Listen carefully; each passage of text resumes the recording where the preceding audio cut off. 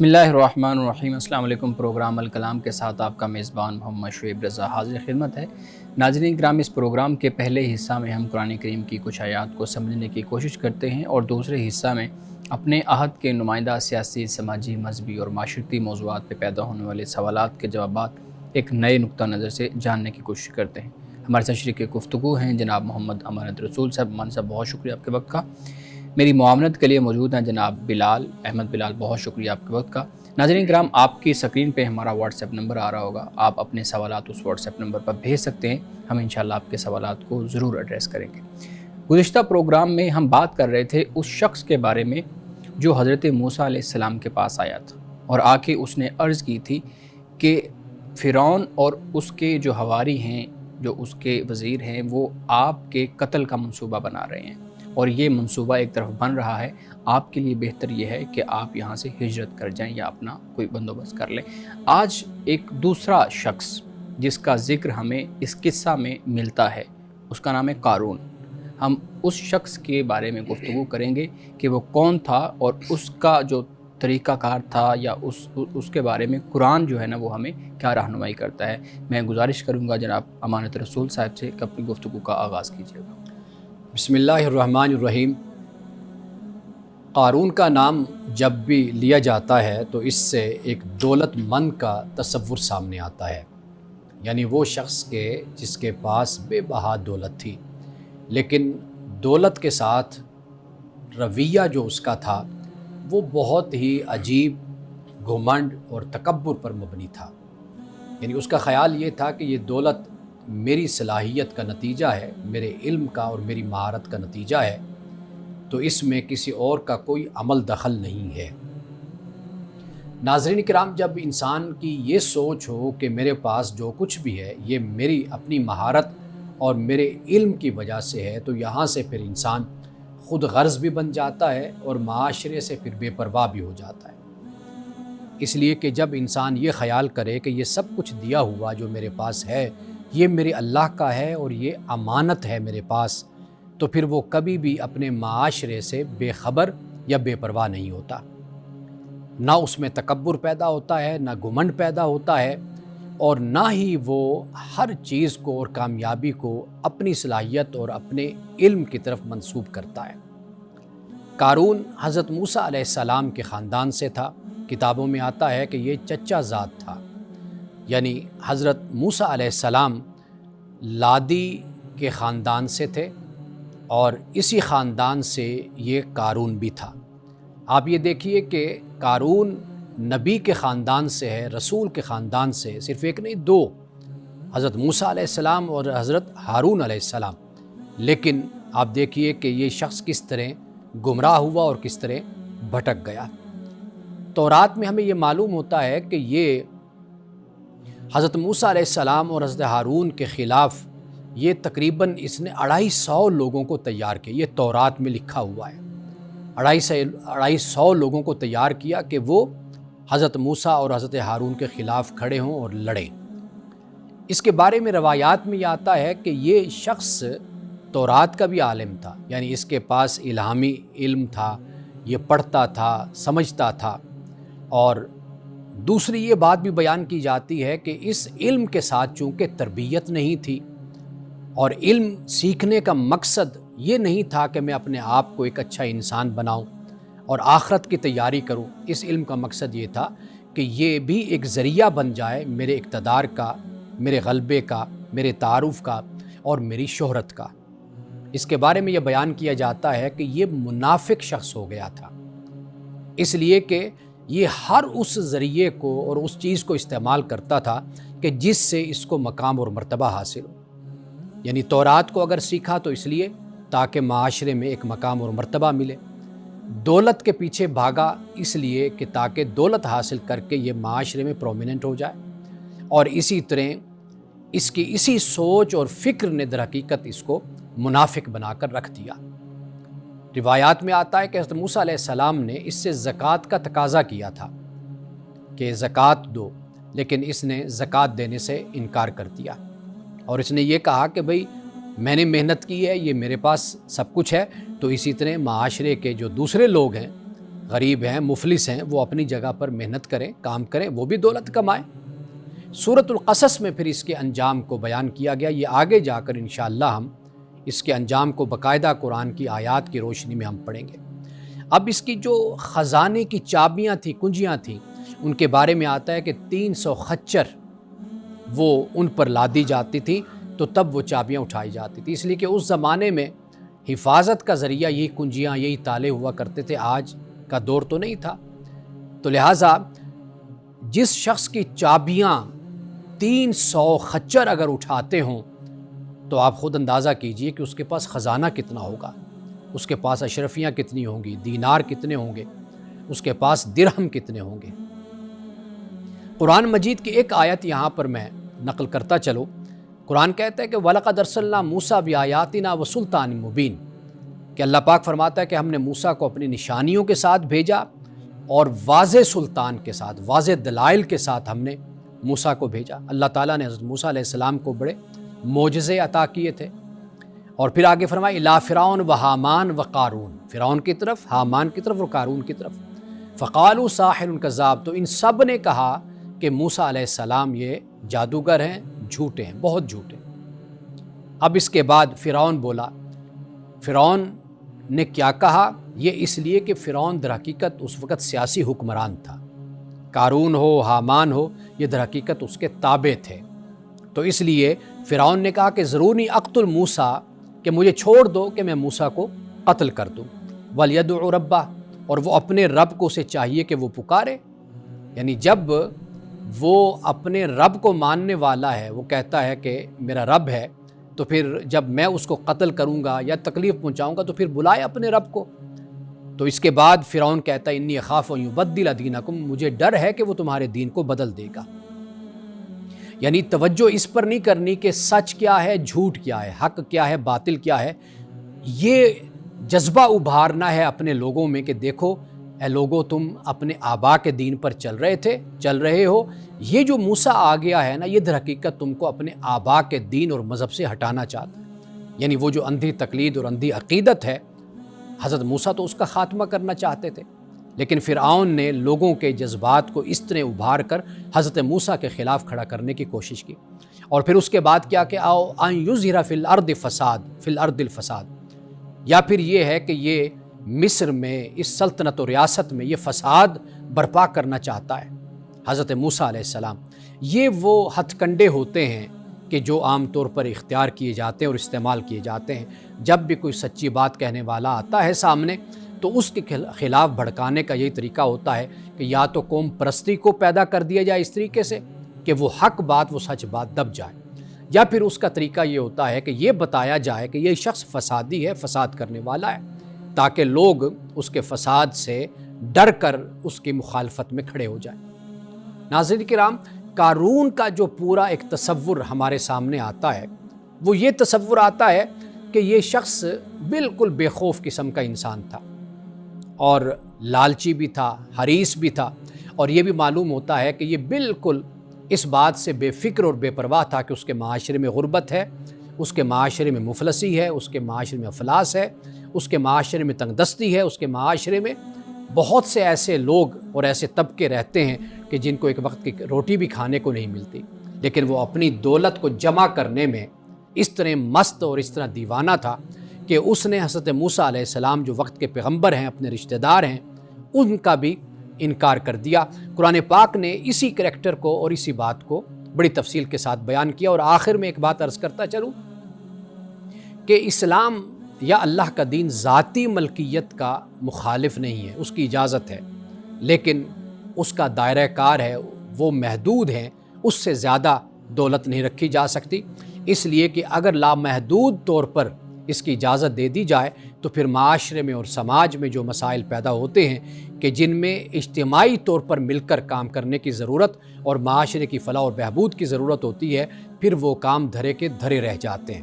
پھر ایک شخص کی ذاتی ملکیت میں اتنا کچھ ہوتا ہے کہ دوسری طرف لوگ روٹی کو ترس رہے ہوتے ہیں، اور ایک شخص وہ اتنا زیادہ دولت کو جمع کر لیتا ہے کہ اس کو خود بھی پتہ نہیں ہوتا کہ میرا پیسہ اور میری دولت کہاں کہاں پر ہے۔ اسلام اس میں ایک اعتدال اور اس میں توازن پیدا کرتا ہے۔ नाज़रीन किराम, यहाँ वक्त हुआ चाहता है एक ब्रेक का, हमारे साथ रहिए।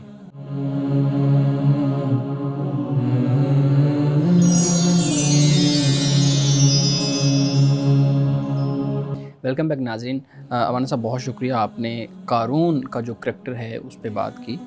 अच्छा, आपने अभी अपनी गुफ्तगू के अंदर ये बात की कि जो इस्लाम है वो आपको मना नहीं करता कि आप दौलत कमाएं या ना कमाएं, लेकिन ये है कि लामहदूद दौलत रखना, आप कहते हैं, आपने भी ये अल्फाज इस्तेमाल किए कि लामहदूद दौलत रखने से मना किया गया है। लामहदूद दौलत क्या है? मतलब ये है कि एक इंसान जितनी मर्ज़ी दौलत रख सकता है, या कोई उसकी हद है कि इससे आगे इंसान नहीं जा सकता?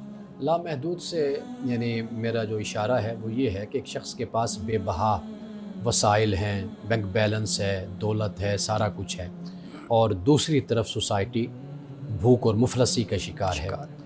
इस्लाम ने भी इस पर बहुत ज़्यादा ज़ोर दिया है। कुरान मजीद हम पढ़ते हैं, कुरान मजीद ने मुख्तलिफ़ अल्फाज इसके लिए इस्तेमाल किए, जैसे इन्फाक का लफ्ज़ इस्तेमाल हुआ, जिस तरह सदक़ात सदक़े का लफ्ज़ इस्तेमाल हुआ, खैरात का लफ्ज़ इस्तेमाल हुआ, फस्ताबिकुल खैरात, नेकियों में बढ़ चढ़ कर हिस्सा लो, मुकाबला करो एक दूसरे के साथ। इसी तरह ज़कात का लफ्ज़ भी इस्तेमाल हुआ। तो इस्लाम ख़ुद इसी बात की तलक़ीन करता है। एक तो ये बात हो जाती है। दूसरा ये है कि जब एक रियासत वजूद में आती है तो वहाँ पर रियासत भी उस माशरे की फ़लाह बहबूद को देखती है। दुनिया में अब टैक्सेस का निज़ाम है, आप देख लीजिए कि ऐसे ममालिक हैं जो 51% जो उनसे वो आपकी आमदन से, आपकी इनकम से लेते हैं, लेकिन उसके बदले में फिर आपको बहुत कुछ वो देते भी हैं। तो बुनियादी जो काम है वो ये है कि माशरे में एक बैलेंस, एक तवाज़ुन पैदा किया जाए। ये नहीं है कि दुनिया में लोगों के पास दौलत नहीं है, पैसा नहीं है, लेकिन वहाँ पर आपको गुर्बत भी नज़र नहीं आएगी। सही। यानी वो एक वेलफेयर स्टेट का एक तसव्वुर बन जाता है कि लोगों को रोज़गार भी दिया जाता है, तालीम भी दी जाती है, लोगों को रिहाइश भी दी जाती है, लोगों का इलाज मुआवजा भी, ये सब कुछ फ्री होता है। ठीक। तो दरहकीकत ये एक मकसद पेश नज़र रखना चाहिए। सही, ठीक। अमाना साहब, आपसे पूछना मैं ये चाह रहा हूँ, एक तो ये रवैया दुरुस्त है, क्या ये काबिल कबूल है? और दूसरा, ये रवैया कैसे पैदा होगा? क्या इस रवैये से इल्मी अशख़ास की या इल्म की तरवीज की जो है वो मज़म्मत नहीं हो रही? अच्छा, एक बात मैं जो आपके सवाल के जवाब में सबसे पहले सामने रखना चाहूँगा, वो ये कि हमारे एक नौ मुस्लिम दोस्त हैं। अच्छा। अब तो खैर यानी नौ मुस्लिम इस तरह कि उनकी फ़ैमिली मुसलमान नहीं थी, उन्होंने इस्लाम कबूल किया। तो एक मरतबा उनके साथ इस मसले पर गुफ्तगू हो रही थी।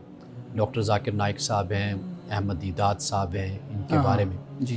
तो मैंने उन्हें कहा कि भाई वो जिस तरीके से इस्लाम को पेश करते हैं या इस्लाम पर गुफ्तगू करते हैं और तक़ाबुल अदियान उनका मौजू है, तो इसको आप किस तरीके से देखते हैं? तो उन्होंने कहा कि भाई मैं ये तरीक़ा दीन को पेश करने का पसंद नहीं करता, मुझे इससे इख्तलाफ है। यानी ये आप अपने उस दोस्त की बात बता दोस्त की मैं बात कर रहा हूँ। यानी वो कहते हैं कि भाई ये दावत का तरीका नहीं है। जब दूसरे को आप एक ढहरे में खड़ा करके उसके दीन पर, उसके मज़हब पर, उसके नज़रियात पे गुफ्तगू करते हैं ना, तो वो कभी भी कबूल करने की तरफ नहीं आता। बिल्कुल। तो इसलिए बेहतर तरीका जो होता है वो ये होता है कि आप दीन की दावत देते हैं, दीन की प्रीचिंग करते हैं, लोगों को दीन की तरफ आप बुलाते हैं, तो ये सबसे बेहतर तरीका होता है। एक ये होता है कि आप स्टेज सजाकर बिठाते हैं और फिर उस पर आप कहते हैं कि जी मेरा दीन सच्चा है, तुम्हारा दीन झूठा है, मेरी किताब में ये लिखा है, तुम्हारी किताब में ये लिखा हुआ है। तो ये वो नौ मुस्लिम हैं, इस्लाम उन्होंने कबूल किया और बाकायदा तौर पर डीपली इस्लाम को पढ़ा, यहूदियत को पढ़ा, मसीहियत को पढ़ा, इस्लाम को पढ़ा, बौद्ध मत को पढ़ा, हिंदू मत को पढ़ा, सारे। और मैं ये भी आपको बता दूं कि ये वो दोस्त हैं कि जिन्होंने इस्लाम कबूल किया, इस्लाम की तरफ राग़िब हुए। इनके और भी दोस्त हैं, कोई यहूदियत की तरफ चला गया, कोई किसी मज़हब की तरफ चला गया, लेकिन ये इस्लाम की तरफ ये आ गए। ये आपको मैं बता रहा हूँ कि जो लोग बाहर रहते हैं या जो मुसलमान हैं, नौ मुस्लिम हैं, वो किस अंदाज से देखते हैं कि हमें अपना दीन, अपना इस्लाम, अपना मज़हब किस अंदाज से दुनिया के सामने रखना चाहिए ताकि लोग राग़िब हों, लोग इस तरफ आएँ।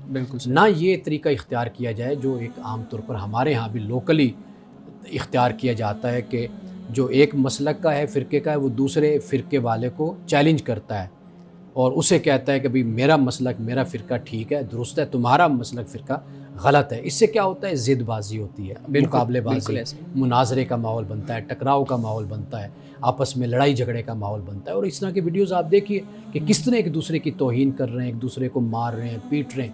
یہ اسی کا شاخسانہ ہے کہ ہم نے اپنے آپ کو سمجھ لیا کہ ہم حق پر ہیں، اور دوسرے پر اب ہم نے اپنے دین کو مسلط کرنا ہے، اپنے آئیڈیا اور نظریہ کو. اس سے پھر آگے جو جتنا جھگڑا اور مسئلہ ہے وہ یہاں سے پھر جنم لیتا ہے. باقی جو دوسری آپ نے بات کی، دیکھیے ڈاکٹر ذاکر نائک صاحب ہوں، کوئی بھی ہو، ان کو اپنی بات کہنے کا حق ہے. اگر یہاں پر مثال کے طور پر ایک مسلک ہے اور اس مسلک کے ماننے والے یہاں پر موجود ہیں اور وہ چاہتے ہیں کہ ڈاکٹر صاحب تشریف لائیں، تو وہ ان کو ضرور ویلکم کہنا چاہیے. یعنی آج اگر اس مسلک کے ہیں، ہم نے دیکھا ہے کہ دوسرے جو مسالک ہیں ان کے بھی علماء مشائخ بھی آ رہے ہوتے ہیں، ان کے علماء بھی آ رہے ہوتے ہیں، یہاں سے بھی لوگ یہاں سے باہر بھی جا رہے ہوتے ہیں. تو میرا خیال ہے کہ یہ تنگ نظری کا مظاہرہ علماء کو نہیں کرنا چاہیے اور کسی کو بھی نہیں کرنا چاہیے. اور باقی اختلاف اگر آپ رکھتے ہیں تو وہ آپ ضرور اپنا اختلاف پیش کیجئے، اور یہ خیال کر لینا کہ وہ آ رہے ہیں تو اب مناظرہ میرے ساتھ ہو جائے اور ہم مناظرہ کر لیں، اس سے کبھی بھی مسئلے حل نہیں ہوتے. باہر سے آنے والے سے ہم نے کیا مناظرہ کرنا؟ ہم اندر سے بیٹھ کر جتنے مناظرے کر کے بیٹھے ہوئے ہیں، آپ مجھے بتائیے کہ ان مناظروں سے کون سے مسئلے ہم نے حل کر لیے؟ اس سے مزید جو نفرت ہے اور مزید فاصلے وہ بڑھے ہیں، اس میں اضافہ ہوا ہے، وہ بڑھتی ہے. بالکل ٹھیک ہے. آپ نے جو ہے نا وہ مناظرے کا ذکر کیا، تو مناظرے سے میرے ذہن میں جو ہے نا وہ ایک تو سوالات آ رہے ہیں کہ جو مناظرے کا طریقہ کار ہے، اور آپ کہہ لیں کہ ایک طرز تکلم یا طرز عمل جو مناظرانہ ہے، وہ کتنا تبلیغ نصیحت کے لیے، دعوت دین کے لیے کارآمد ہے آج کے دور میں، اور کتنا نہیں؟ دیکھیے علماء کا جو باہمی طریقہ رہا ہے نا ہمارے اسلاف میں، وہ یہ رہا ہے کہ اپنا اپنا نقطہ نظر پیش کر دو. اچھا ٹھیک. مثلا اگر ہمارے 2 ائمہ حج کے موقع پر ان کی ملاقات ہوئی تو ایک امام نے اپنا نقطہ نظر اور اپنے دلائل پیش کر دی. صحیح. دوسرے امام نے اپنا نقطہ نظر اپنے دلائل پیش کر دی. ٹھیک. اس کے بعد فی امان اللہ اٹھ کر چلے. بس اتنی سی بات ہوئی. کوئی سر پھٹول نہیں ہوئی، کوئی گریبان نہیں پکڑے گئے، دونوں کے عقیدت مند فالوورز آپس میں نہیں لڑے، کوئی الجھاؤ نہیں ہوا، کچھ نہیں ہوا. انہوں نے بھی ان کے دلائل پر کوئی جسے تنقید جسے ہم کہتے ہیں یا جو اعتراضات ہیں وہ نہیں کیے، نہ انہوں نے ان کے دلائل پر اعتراضات کیے. دونوں نے اپنی اپنی بات پیش کر دی. اس کے بعد بڑے احترام اور بڑی محبت کے ساتھ وہ اٹھ کر چلے گئے. علماء کا طریقہ کار یہ ہوتا ہے. ہاں آپ دیکھتے ہیں کہ کسی کی کوئی غلطی ہے تو آپ اس کو اس پر آگاہ کر دیتے ہیں، خبردار کر دیتے ہیں کہ آپ یہاں پر آپ اپنے ذرا نقطہ نظر کو ریوزٹ کر لیجئے. میرے خیال کے مطابق یہ بات زیادہ درست ہے اور یہ بات بہتر ہے. تو یہ رویہ علماء کے درمیان ہوتا ہے. عوام کو جو تربیت دی جانی چاہیے وہ دعوت کے انداز میں. عوام کو ان مسائل سے آپ کے کوئی غرض نہیں ہے. اگر آپ یہ مسائل عوامی سطح پر اور اپنے عوامی مجالس کا موضوع بناتے ہیں تو وہاں سے پھر جو مشکلات پیدا ہوتی ہیں وہ پھر آپ کے سامنے آپ دیکھیے. بالکل صحیح ہے. اچھا نصیحت کے لیے میں یہی ایک پوچھنا چاہ رہا ہوں کہ کارآمد ہے طریقہ؟ ہمارے یہاں رائج رہا ہے، میں چونکہ اس پہ بات کر رہا ہوں، میں اس لیے بات کر رہا ہوں کہ ہمارے یہاں رائج رہا ہے بہت زیادہ. اور اگر میں غلط نہیں ہوں تو ہمارے ہاں جو ہمارا تعلیمی نظام ہے اس نظام تعلیم کے اندر بھی باقاعدہ طور پہ اس کی تربیت کے لیے کچھ حصہ شامل ہے، جس کو ہم تربیت حاصل کرتے رہے ہیں. یعنی آپ بھی تربیت حاصل کرتے ہیں. جی بالکل. یعنی ایک مسلک کا کوئی بن جانا، کسی نے دوسرے مسلک کا بن جانا. لیکن حیران کن بات یہ ہوتی تھی کہ ہمیشہ ہمارا مسلک ہی مضبوط اور دلائل رکھتا تھا، دوسرا جو مسلک ہوتا تھا وہ ہمیشہ کمزور ہی ہوتا تھا. تو یہ ایک ہمارے ہاں تربیت کا انداز ہے. تو میرا خیال ہے کہ ہمارے مدارس سے دین کے داعی، دین کے مبلغ، دین کے پریچر نکلنے چاہیے. ایسی ذہنیت، ایسی سوچ پیدا کی جانی چاہیے کہ خیر خواہی کی سوچ ہو، ویل وشنگس کی سوچ ہو، دوسرے کی بھلائی کی سوچ ہونی چاہیے. یہ رویہ، یہ ذہنیت، یہ تربیت ہمیں اداروں میں کرنی چاہیے، تاکہ جب یہ مبلغ، یہ علماء جب معاشرے میں جائیں تو پھر یہ معاشرے میں دین کو پیش کریں، لوگوں کی اصلاح کا کام کریں. یہ در حقیقت اس کی اشد ضرورت ہے. جی بالکل ٹھیک ہے. ناظرین کرام، یہاں وقت ہوا چاہتا ہے ایک بریک کا، ہمارے ساتھ رہیے.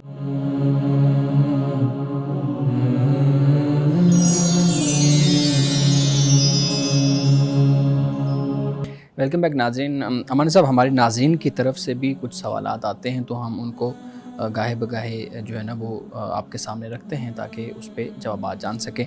ایک سوال ہمارے سامنے آیا ہے. سوال یہ ہے کہ لے پالک ایک بیٹی ہے، لڑکی ہے، اور اس کے باپ کا جو نام ہے وہ اصل وہ نہیں ہے، یعنی اس کی جو ولدیت لکھی ہوئی ہے وہ اس کے اصل باپ کی نہیں ہے، بلکہ جس نے پالا ہے، جس نے تربیت کی ہے، اس کا وہ نام لکھا ہوا ہے. اس کا اب نکاح کر دیا گیا، تو اس نام کے ساتھ اس کا نکاح ہو گیا ہے یا نہیں ہوا؟ یہ سوال ہے.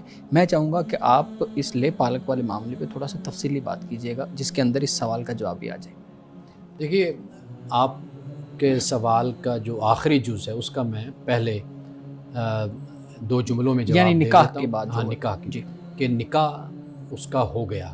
ٹھیک. اس لیے کہ نکاح کے لیے جو شرط ہوتی ہے، ایک تو لڑکی رضامند ہو اور دوسرے نمبر پہ 2 گواہ موجود ہوں، ٹھیک. تو نکاح تو ہو جاتا ہے. تو نام رضامندی جو ہے والی. وہ باپ کا ہے یا کسی کا ہے، لیکن یہ ہے کہ لڑکی کا نام تو ہے نا، تو صحیح. وہ لے کر نکاح منعقد ہو جاتا ہے. ٹھیک. ایک تو یہ بات ہو گئی. اب اس کے علاوہ دیکھیے، ہمارے معاشرے کو اس حوالے سے تربیت دینے کی ضرورت ہے. ان کو بتایا جائے کہ جو اللہ نے قرآن مجید میں کہا یہ آپ ہی کے مفاد کے لیے بیان کیا گیا. یعنی عرب میں بھی یہی کلچر موجود تھا کہ جیسے 2 لوگ ہیں، دوست ہیں، آپس میں بڑے بھائی بن گئے، نہ کوئی لکھت پڑھت کی، اور ایک دوسرے کے لیے وعدے کر لیے. پھر کیا ہوا؟ بعد میں جا کر مسائل پیدا ہو گئے. صحیح. یعنی مثال کے طور پر قرآن کہتے ہیں وَلْيَكْتُبْ بَيْنَكُمْ كَاتِبٌ بِالْعَدْلِ، کہ جب بھی تم کوئی معاملہ کرو آپس میں تو پھر اس کو تم لکھ لو. تجارت کا معاملہ، قرض کا معاملہ، لین دین کا معاملہ، اس کو لکھو. اب کئی ہم میں سے کہتے ہیں یار کیا مسئلہ ہے، ہم دوست ہیں آپس میں، بھائی تو کون سے ہم آپس میں کوئی ہم غیر ہیں، ہم ایک دوسرے کے ساتھ لکھنے کی کیا ضرورت ہے. لیکن ہوتا کیا ہے کہ ان دونوں میں سے کوئی فوت ہو گیا، پھر پیچھے وہ رسا ہیں، پھر ایسے یا بدگمانی پیدا ہو گئی، 2 سال 4 سال کے بعد پھر مسائل کھڑے ہو گئے. تو اس لیے یہ جو لکھنا ہے یہ کوئی دوستی کے خلاف نہیں ہے، یہ محبت کے خلاف نہیں ہے. یہ بہت بہتر طریقہ ہے کہ لکھ لیا جائے تاکہ آئندہ کوئی مسئلہ پیدا نہ ہو سکے. ایک یہ بات. صحیح. دوسری بات یہ کہ یہ جو لے پالک کا مسئلہ ہے، قرآن پاک نے واضح طور پہ یہ کہا کہ ادعوہم لآبائہم، کہ یہ جن کو لے پالک بنایا جاتا ہے ان کو ان کے باپوں کے نام سے پکارا جائے. یعنی یہ طریقہ نہیں ہونا چاہیے کہ اگر مثال کے طور پر زید عمر بکر ہیں، بیٹا جو ان سا ہے وہ زید کا ہے عمر، اور بکر جو ان سا ہے اس کے سپرد کر دیا جاتا ہے زید کے بیٹے کو. اب وہ بکر ہی نام بولا جائے، نہیں، چونکہ یہ زید کا بیٹا ہے تو زید ہی ہونا چاہیے، ولدیت میں زید ہونا چاہیے. ٹھیک. کیوں؟ اس لیے کہ اس سے بہت سی قباحتیں پیدا ہوتی ہیں، اور ہم نے عملی طور پر اپنے معاشرے میں اس طرح کے مسائل دیکھے. یعنی میرے سامنے ایک مسئلہ آیا کہ ساری زندگی گزر گئی، اب وہ بچی جو ان سی ہے اس کو جب باپ فوت ہو گئے، یعنی جو منہ بولا باپ ہے جس نے پالا، اب جو اصل رشتہ دار ہیں، اصل اولاد ہے، اس نے نکال دیا کہ بھئی تم تو ایسے ہی، تمہیں ہمارے باپ نے تمہیں اپنے پاس رکھا ہوا تھا تو تمہیں کسی چیز میں کوئی حصہ نہیں ہے. تو ایک تو یہ ہے. دوسرا یہ ہے کہ اسلامی نقطہ نظر سے قرآن جو بیان کر رہا ہے اس میں اس لے پالک بچہ ہو یا بچی، اس کا کوئی بھی حصہ نہیں بنتا.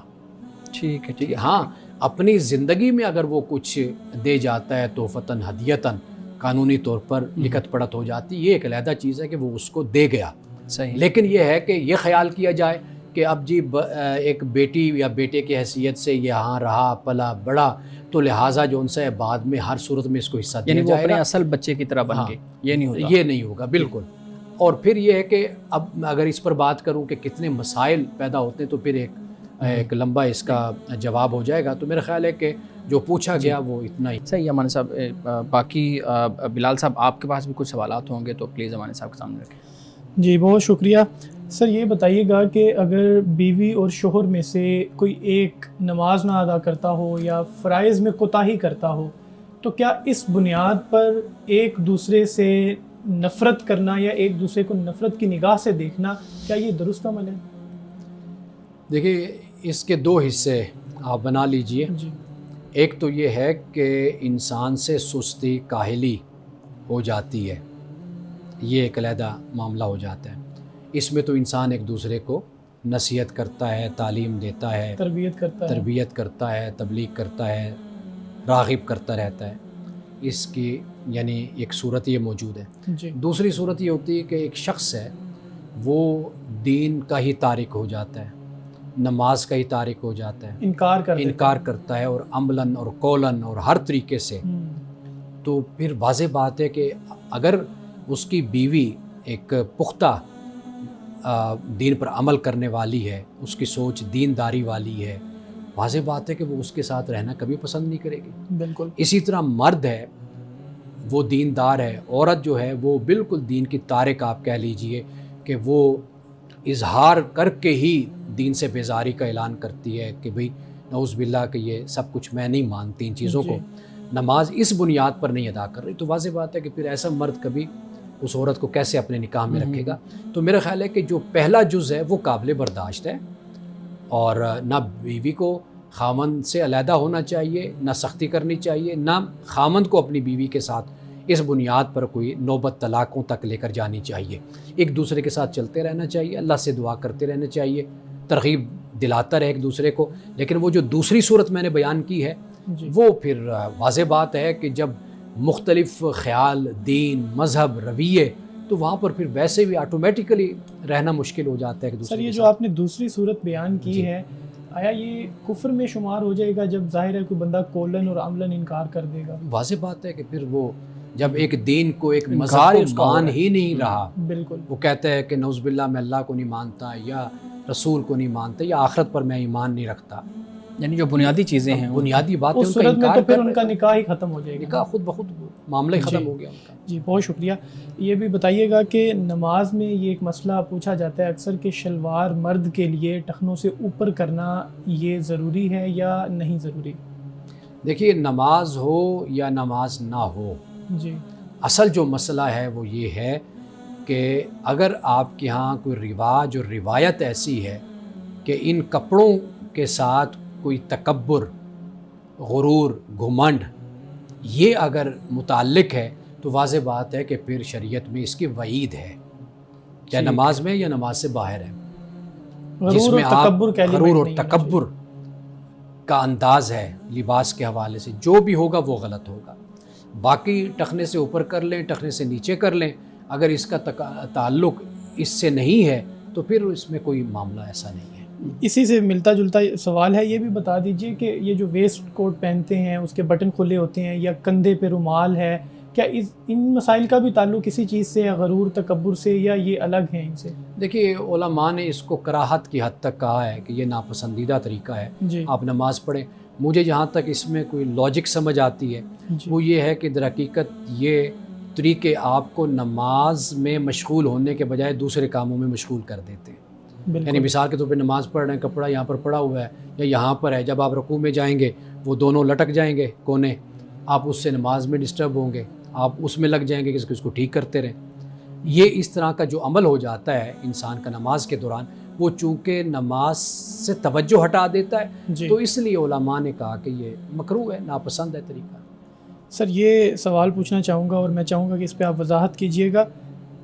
دیکھا یہ جاتا ہے کہ مدارس میں خاص طور پہ 20 سال 25 سال عمر ہو گئی ہے اور ان کو زبردستی نماز کی طرف بلایا جا رہا ہے، ڈنڈے بھی مارے جاتے ہیں، نماز پڑھنے کے لیے بھیجا جاتا ہے۔ نماز سکھانے اور نماز کی طرف راغب کرنے کا یہ جو انداز ہے، اس پہ آپ وضاحت کیجئے گا، یہ انداز کیسا ہے اور علماء کو، اساتذہ کو، والدین کو کیا انداز اختیار کرنا چاہیے کہ طلباء، بچے خود بخود نماز کی طرف مائل ہوں؟ اچھا، ایک تو یہ ہے کہ ایک ادارے کا اپنا نظم ہوتا ہے، ڈسپلن ہے۔ ڈسپلن ہوتا ہے، وہ جو بھی آپ قائم کریں گے اس پر عمل کرنا اسٹوڈنٹس کے لیے ضروری ہوتا ہے۔ وہ ڈریس کوڈ بھی ہوتا ہے، لیکن اس ڈریس کوڈ میں کسی قسم کی تفریق نہیں ہونی چاہیے، جی ایک یہ بات ہو گئی۔ دوسری بات یہ ہے کہ جیسے نماز کا معاملہ ہے، واضح بات ہے کہ اگر آپ کا ایک دینی ادارہ ہے تو وہاں پہ نماز تو پڑھنی ہے، لازم ہے، فرض ہے، ویسے بھی فرض ہے ایک مسلمان پر، بالغ پر، عاقل پر۔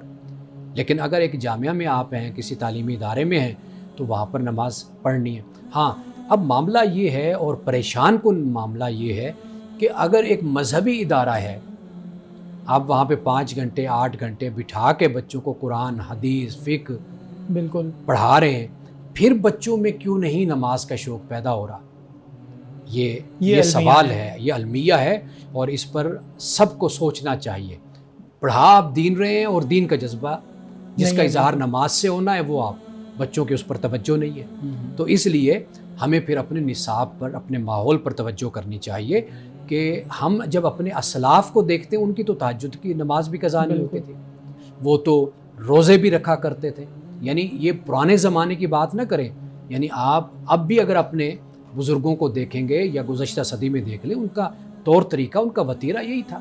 تو آخر بچے کیوں اسلام سے یا نماز سے دور ہو گئے؟ یہ اچھا. پھر آخری بات جو میں اس حوالے سے عرض کروں گا، دیکھیے کہ جو سختی ہوتی ہے نا، یہ اصل اس میں کوئی زیادہ محنت نہیں لگتی انسان کی. بالکل ایسے محنت لگتی ہے سمجھانے میں، ڈائیلاگ میں، اور بچے کو راغب کرنے میں. یہ ذرا محنتی کام ہوتا ہے.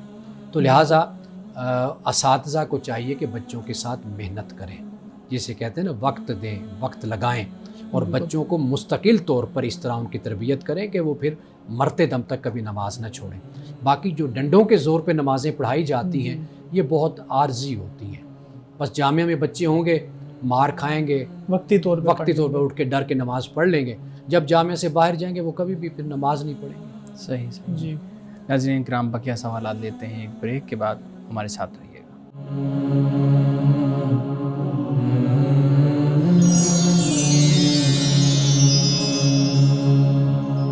ویلکم بیک ناظرین. جی بلال صاحب، آپ سوال کر رہے تھے. جی سر، یہ بتائیے گا کہ نئی مسجد کی تعمیر کروانے کے بعد اس کا نام رکھنے کا جب مرحلہ آتا ہے تو اس کو کس طرح سے ٹیکل کیا جائے؟ پوچھنے کا مطلب یہ ہے کہ نئی مسجد جب تعمیر ہو تو اس کا نام کس طرح سے رکھا جائے، کیا سوچا جائے، کس طرز پر رکھا جائے، اس بارے میں وضاحت کیجیے گا. دیکھیے، نام رکھتے ہوئے نا بس ایک بات مد نظر رکھنی چاہیے کہ مسجد اللہ کا گھر ہے، تو اللہ کا گھر اللہ ہی کے تعارف سے ہونا چاہیے. یعنی اس کی جو بنیاد ہے وہ دین ہے. تو لہٰذا کوئی ایسا نام نہ رکھا جائے کہ جس میں مسلک اور فرقے کی جھلک ہو، اس لیے کہ اللہ تعالیٰ نے فرقے سے، تفرقہ سے ہمیں منع کیا ہے، ہمیں یہ حکم دیا ہے. تو لہٰذا نام کوئی بھی رکھا جا سکتا ہے، لیکن یہ ہے کہ نام رکھتے ہوئے بس اس چیز کا خیال رکھا جائے کہ یہ جو رنگ، نسل، مذہب، یہ جو تفریقات ہیں تو ایسا کوئی نام نہ ہو. اس لیے کہ جو رب ہے نا وہ سب کا رب ہے. کوئی اپنا کسی بھی رنگ سے تعلق رکھتا ہے، کسی بھی نسل سے، کسی بھی مذہب سے. تو اس طرح تفریقات کے ساتھ ہمیں نہیں چلنا چاہیے. معاشرے میں مسجد ایک ایسا مرکز ہوتا ہے کہ جو اتحاد کا، اتفاق کا در حقیقت وہ مرکز ہے. تو لہٰذا اس بات کا بنیادی طور پہ خیال رکھا جائے. اس میں ایڈیشنلی یہ بھی بتائیے گا کہ شخصیات کے نام پر مساجد کا نام رکھنا کیسا ہے؟ جیسے مسجد بلال ہے یا ہم فیصل مسجد کی بات کرتے ہیں، تو شخصیات کے نام پر ٹھیک ہے؟ دیکھیے، شخصیات کے نام پر رکھنے میں کوئی حرج نہیں ہے. جب ہم کسی بھی صحابی کے نام پہ ہم رکھ رہے ہیں یا کسی کے نام پر ہم تو کوئی تابعی ہے، کوئی عالم ہے، کوئی فقیہ ہے، اس کے نام پر. لیکن بس جو بات میں نے بنیادی بات آپ کے سامنے رکھی ہے کہ اگر یہ چیز پیدا نہ ہو تو وہ اللہ تعالیٰ کا جو دین ہے اور اللہ تعالیٰ کے دین کا جو مقصد ہے وہ اسی صورت میں پورا ہوتا ہے کہ بھئی یہ ان سب تفریقات سے بالا تر ہونا چاہیے. یہ بتائیے، نام رکھنا ضروری ہے مسجد کا؟ مثال کے طور پہ نام تو کسی بچے کا، کسی لڑکے کا، لڑکی کا رکھنا چاہیے. مسجد ہوتی ہے، مسجد کا نام رکھنا ضروری ہے؟ وہ صرف ایک تعارف کے لیے رکھا جاتا ہے. یعنی آپ کوئی کسی کا نام جب آپ رکھتے ہیں تو وہاں پر پہنچنا، وہاں پہ آنا، پہچان کے طور پر، ایک پہچان کے طور پر. قرآن پاک نے کہا کہ بھی ہم نے تمہیں مرد اور عورت سے پیدا کیا. پھر کہا کہ شعوب اور قبائل بھی ہم نے بنائے. کیوں بنائے؟ لتعارف ہو، تاکہ تم ایک دوسرے کو پہچان سکو، تعارف ہو جائے. تو ایک تعارف کے لیے ہی نام ہوتا ہے، باقی تو کوئی اس کی وجہ نہیں ہے. صحیح. سر، انسان محنت کرتا ہے، محنت کرنے کے بعد وہ ایک مقام تک پہنچتا ہے. بعض لوگوں کے ساتھ ایسا بھی ہوتا ہے کہ وہ اتنی محنت کرتے ہیں، اسٹرگل کرتے ہیں، لیکن ان کو وہ مقام نہیں ملتا جس کے لیے وہ محنت کر رہے ہوتے ہیں. ہماری سوسائٹی میں یہ بہت دیکھا گیا ہے کہ ان کو دلاسے دیے جاتے ہیں کہ قسمت میں ایسا لکھا تھا، یا جو اللہ نے چاہا وہی ہونا ہے، یا جو ہوتا ہے وہ آپ کی بہتری کے لیے ہوتا ہے. تو اس سے نتیجہ کیا نکلتا ہے؟ عام طور پہ یہ دیکھا گیا ہے کہ بندہ پھر اس پہ راضی ہو جاتا ہے اور وہ اپنی خامیاں، کوتاہیاں نہیں ڈھونڈتا. آپ یہ بتائیے گا کہ یہ رویہ کیسا ہے کہ کسی کو یہ کہہ دینا کہ جو قسمت میں تھا وہی ہوتا ہے یا جو ہوتا ہے وہ اللہ کی طرف سے ہوتا ہے اور بہتر ہوتا ہے؟ دیکھیے پہلی بات تو یہ کہ اس طرح کے جو محاورے اور اس طرح کے جو جملے ہوتے ہیں نا جی یہ صرف تسلی کی خاطر ہوتے ہیں، اس کے پیچھے کوئی اتنی بڑی فلسفی نہیں ہوتی کہ جس بنیاد پر ہم دوسرے کے ساتھ ایسا کر رہے ہوتے ہیں، بول رہے ہوتے ہیں۔ ایک بات یہ ہے، یہ بھی مد نظر رہنا چاہیے کہ آپ کا اس کے ساتھ تعلق کیا ہے۔ مثال کے طور پر اگر آپ باپ ہیں، واضح بات ہے آپ اپنے بیٹے کو متوجہ کریں گے غلطیوں کی طرف، کمیوں کی طرف کہ آپ اس کو بیٹا دور کریں، پھر دیکھیں آپ آگے بڑھیں گے۔ لیکن کہیں پر آپ کا اس نوعیت کا تعلق نہیں ہوتا تو وہاں پر پھر یہی ہوتی ہے، تسلی ہوتی ہے کہ دوسرے کو آپ کہتے ہیں کوئی بات نہیں، آپ نے محنت کی اور محنت کریں، اللہ تعالیٰ اس کے لیے راستے آپ کے لیے پیدا فرمائے گا۔ اس چیز کا تعلق، اس بات کا جو تعلق ہے نا وہ یہ ہے کہ آپ کا دوسرے کے ساتھ کیا ریلیشن ہے، کس نوعیت کے اور کس طریقے سے، آیا کہ آپ اس حد تک جا کر بھی بات کر سکتے ہیں یا نہیں کر سکتے، یا بس آپ ایک حد تک اس کو تسلی اور اس کو تشفی دے سکتے ہیں۔ جی سر، میں میاں بیوی اور ازدواجی معاملات کے حوالے سے کچھ سوال پوچھنا چاہوں گا۔ سب سے پہلے تو یہ بتائیے گا کہ میاں بیوی کے درمیان خوش اسلوبی سے معاملات کو چلانے کے لیے یا خوشگوار ازدواجی زندگی کے لیے شوہر اور بیوی کو ایک دوسرے کے والدین کے ساتھ کیا رویہ اور کیا طریقہ کار اختیار کرنا چاہیے؟ دیکھیے یہ جو ہے نا چیزیں جن کو ہم اس طریقے سے بیٹھ کر ہم ڈسکس کرتے ہیں، اگر آپ ان کی گہرائی میں جائیں گے نا، یہ در حقیقت میاں بیوی کا آپس میں ایک معاہدہ ہوتا ہے۔ میں ہمیشہ ایک بات کہتا ہوں، ایک معاہدہ تو ہوتا ہے جو ظاہر ہوتا ہے، کچھ معاہدے ایسے ہوتے ہیں کہ جو انویزیبل ہوتے ہیں، ظاہر نہیں کیا جاتا، ظاہر نہیں ہوتے، لیکن وہ ایک معاشرے میں، ایک خاندان میں وہ چل رہے ہوتے ہیں، ان کا میاں بیوی دونوں خیال کرتے ہیں۔